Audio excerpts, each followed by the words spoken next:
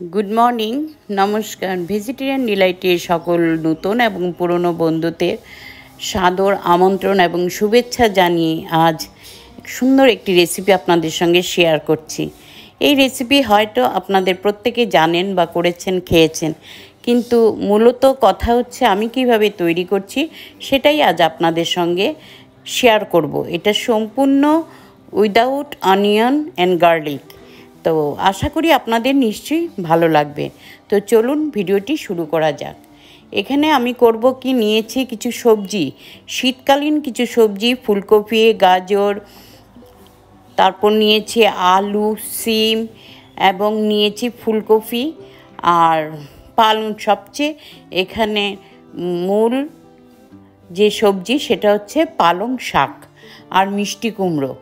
এগুলো সমস্ত ধুয়ে ছোট ছোট করে কেটে পরিষ্কার করে রেখে দিয়েছি। দিয়ে আমি এখন জল ঝরিয়ে নিয়েছি।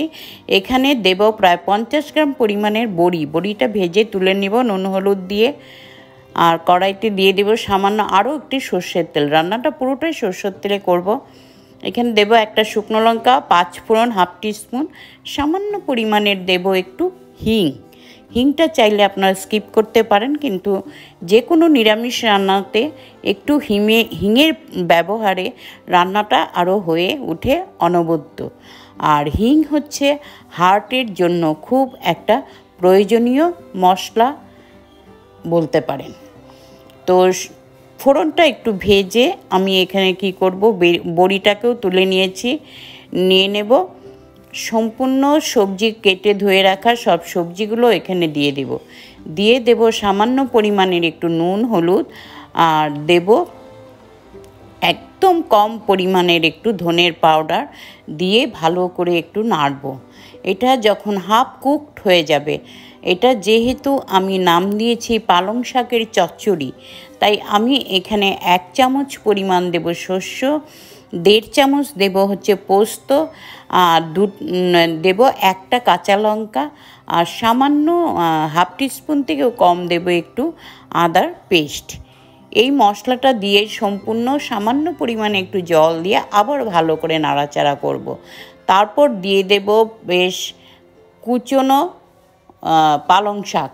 এখানে অনেকটা পরিমাণেই পালং শাক আছে। এই পালং শাকটা আমি এখানে 300 গ্রামের মতো, গ্রামে হলে বলতে পারেন, আমি এখানে দিয়ে দেব পালং শাক দিয়ে আপনারা এই সবজিটা বা অন্য যে কোনো রেসিপিতেই করতে পারেন, কিন্তু পালং শাকে বেশি খেতে টেস্টি হয়। পালং শাকটা দিয়ে দেব 3টে কুচনো কাঁচা লঙ্কা। আপনারা বাচ্চারা যদি খায় বা কেউ ঝাল খেতে একটু কম পছন্দ করেন, তাহলে লঙ্কাটা বা ঝালটা আপনারা নিজে বুঝে দেবেন। তো আমি 3টে কুচনো লঙ্কা মশলা সম্পূর্ণ দিয়ে আবার একটু নাড়াচাড়া করব। এখানে জল দেওয়ার প্রয়োজন নেই, কেন এই সবজির থেকে যে জল বেরোয় সেই জলটাতেই রান্না হয়ে যায়। সেই জলটাতেই রান্না হয়ে যায়। তারপর দিয়ে দেব বড়িটা একটু ভেঙে বা গুঁড়িয়ে দিয়ে আবার সুন্দর নাড়াচাড়া করে এটা নামিয়ে নিব। ব্যাস, রেডি টু সার্ভ। পরিবেশন করার জন্য আমার এটা পুরো তৈরি হয়ে গেছে। আমি এখন এটা রাইসের সঙ্গে সার্ভ করব। দুর্দান্ত একটি রেসিপি, আপনারা খেয়ে দেখুন। আমার মনে হয় এই রেসিপিটি দিয়ে একবার ভাত খেলে অন্য কিছুর আর তেমন প্রয়োজন হবে না। ধন্যবাদ।